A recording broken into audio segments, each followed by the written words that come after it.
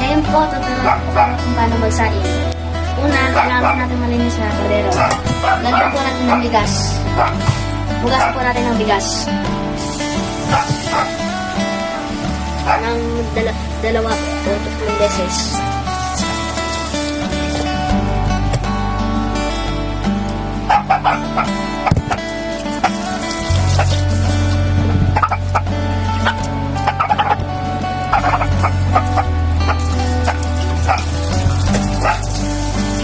At subukan po natin.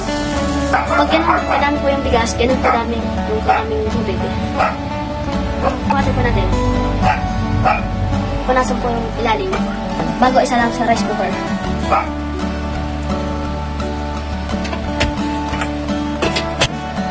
Pagkatapos po, hintayin po natin mahaluto yung bigas.